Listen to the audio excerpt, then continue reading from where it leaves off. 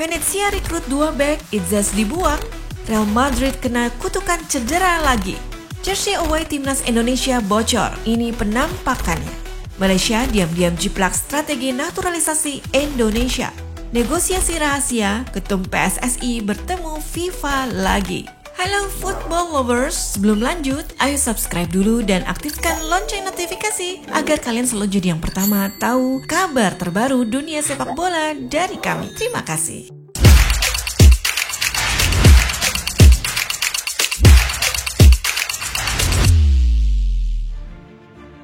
Keputusan besar mungkin akan diambil oleh Rodrigo dalam waktu dekat. Winger muda Real Madrid dikabarkan tengah mencari informasi seputar Liga Pro Saudi, termasuk gaya hidup, kompetisi, dan potensi klub yang bisa menjadi pelabuhan barunya. Menurut laporan Manuel Amor, ketertarikan Rodrigo tidak lepas dari minat besar klub-klub elit Arab Saudi, terutama Al Hilal yang melihatnya sebagai pengganti potensial bagi Neymar. Daya tarik finansial juga tidak bisa diabaikan. Real Madrid disebut telah menerima tawaran fantastis senilai 300 juta euro untuk melepas Rodrigo. Sementara sang pemain ditawari gaji senilai 140 juta euro. Jika transfer ini terjadi, Los Blancos akan mengantongi keuntungan bersih sebesar 255 juta euro. Tidak hanya uang, Liga Pro Saudi ini kini juga semakin kompetitif dengan kehadiran banyak pelatih top dunia seperti Jorge Jesus dan Stefano Pioli. Dengan semua faktor ini, keputusan Rodrigo untuk pindah ke Timur Tengah tampaknya semakin masuk akal.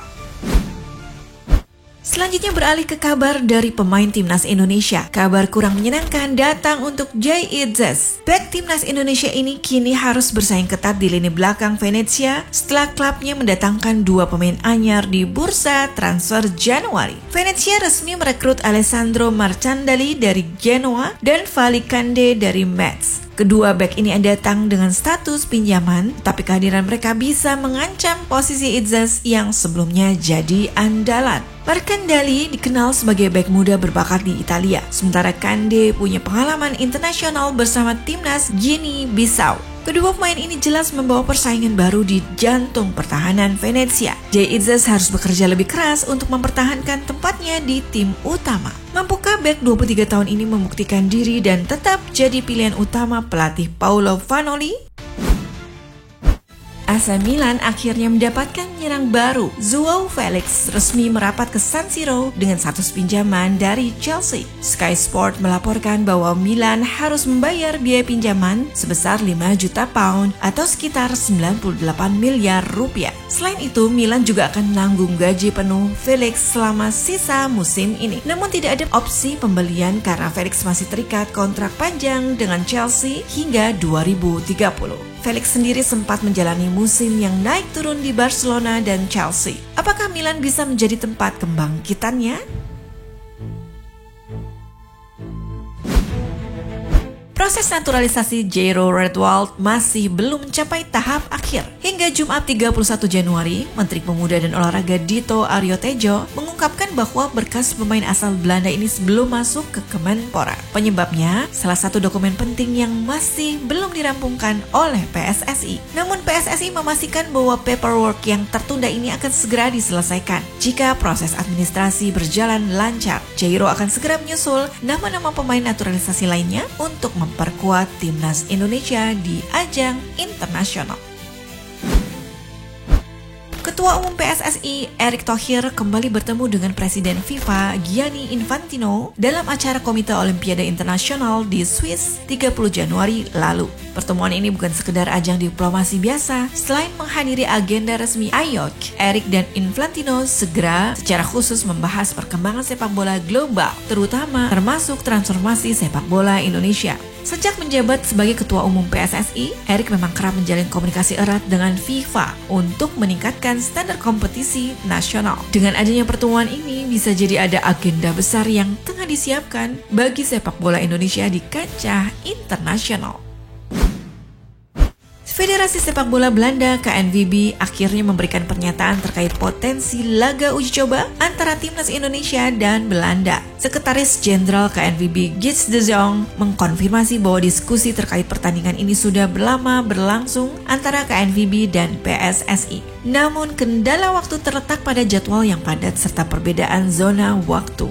Menariknya, De Jong juga menyinggung bahwa kerjasama antara Indonesia dan Belanda tidak hanya terbatas pada timnas senior. Kami juga membahas pertandingan untuk tim putri, tim junior, futsal, bahkan e-sports, ujarnya. Sebelumnya, timnas putri Indonesia sempat berhadapan dengan Belanda dalam laga uji coba pada Oktober 2024 meski harus mengakui keunggulan lawan dengan skor 0-15. Apakah laga uji coba antar timnas Indonesia dan Belanda akhirnya akan terwujud? Kita tunggu perkembangan selanjutnya.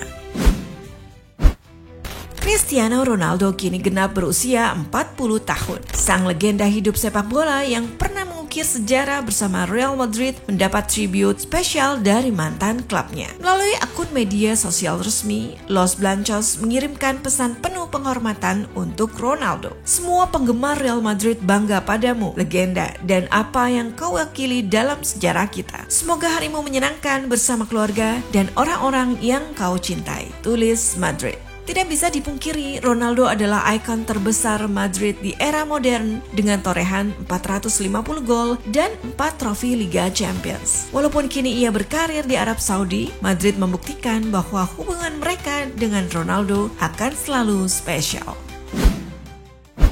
Sedangkan dari negara tetangga, ada Malaysia yang kembali jadi sorotan setelah ketahuan meniru strategi naturalisasi yang dilakukan timnas Indonesia. Laporan dari Super Bowl menyebutkan bahwa negara jiran tengah aktif memburu pemain keturunan Belanda untuk memperkuat skuad mereka. CEO timnas Malaysia, Prof. Fran, bahkan mengkonfirmasi bahwa proses perekrutan ini sudah memasuki tahap akhir. Media Belanda, Football Zone, turut menyoroti langkah Malaysia yang dinilai meniru kebijakan Indonesia dalam mendatangkan pemain diaspora. Tidak main-main, disebutkan ada 3 pemain keturunan Belanda yang sedang dalam tahap negosiasi dengan Federasi Sepak Bola Malaysia. Apakah strategi ini akan sesukses yang dilakukan di Indonesia?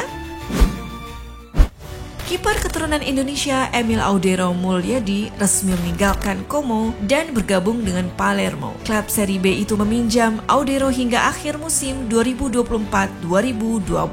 Dilansir dari situs resmi Como, kepindahan ini diharapkan bisa memberikan jam terbang lebih banyak bagi Audero yang selama ini hanya menjadi kiper pelapis. Di Como, ia baru tampil 8 kali sepanjang musim ini. Palermo sendiri dikenal sebagai klub yang juga pernah menghasilkan banyak talenta berbakat, termasuk Paulo Dybala dan Edinson Cavani. Jika Audero bisa bersinar di sana, bukan tidak mungkin ia akan kembali menarik perhatian klub-klub Serie A.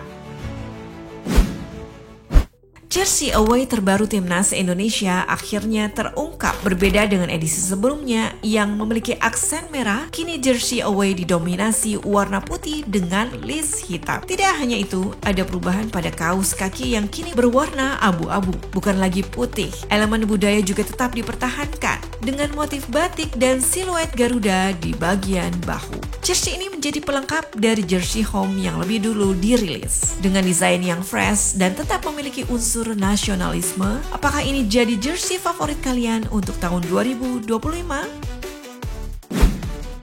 Persaingan di kursi kepelatihan timnas Indonesia semakin panas. 2 legenda sepak bola Indonesia, Kurniawan Dwi Yulianto dan Bima Sakti, kini bersaing untuk menjadi asisten Patrick Kluivert di timnas senior. Kurniawan menyatakan siap ditempatkan di porsi manapun demi kemajuan sepak bola Indonesia. Saat ini Kluivert sedang menyeleksi asisten pelatih lokal yang akan mendampingi 2 pelatih asing, Alex Pastur dan Denny Lanzan. Salah satu pertimbangannya adalah komunikasi dengan pemain lokal, terutama yang bukan keturunan. Siapa yang akhirnya dipilih untuk mendampingi Kluivert, kita tunggu saja hasilnya.